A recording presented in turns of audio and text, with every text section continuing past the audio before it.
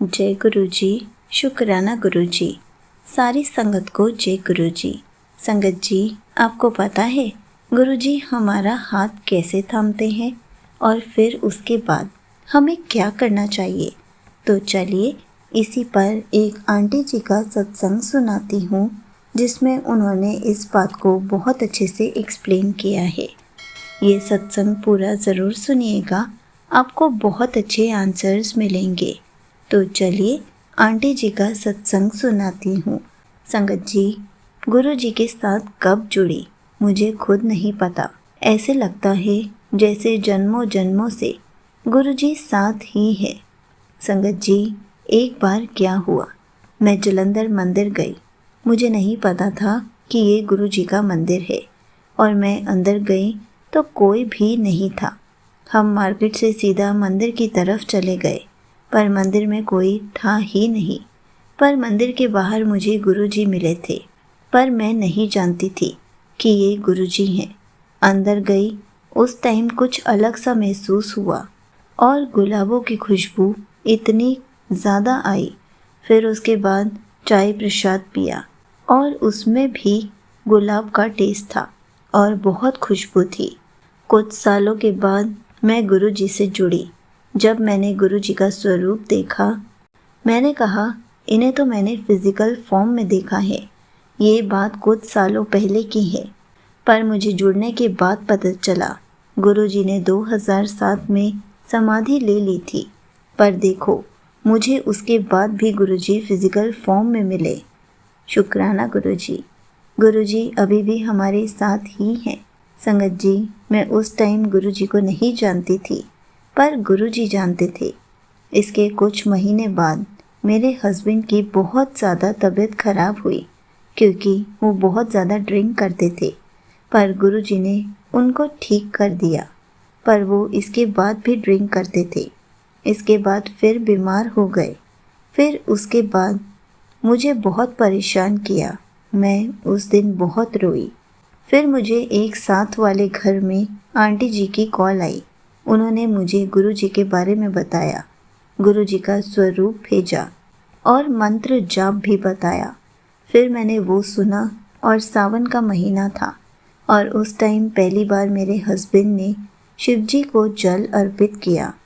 फिर क्या हुआ, उसके बाद मैंने मंत्र जाप सुनना शुरू कर दिया। मैं रात को 1 लोटा जल भर कर गुरुजी के सामने रोज़ रख देती थी।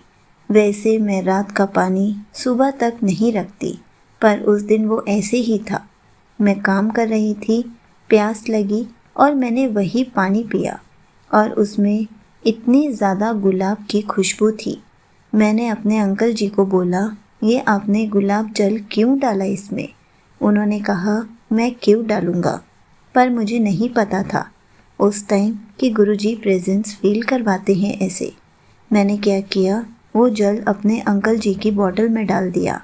फिर उस टाइम फर्स्ट टाइम ऐसा हुआ कि मेरे हस्बैंड ने पहली बार ड्रिंक नहीं की थी, पर सावन के कुछ दिन ही रह गए थे, उन्होंने फिर से ड्रिंक शुरू कर दी थी। फिर वही परेशानी, फिर घर वालों ने बहुत बुरा बर्ताव किया। फिर मैं अकेली हो गई थी वहाँ पर। फिर मैं मायके चली गई।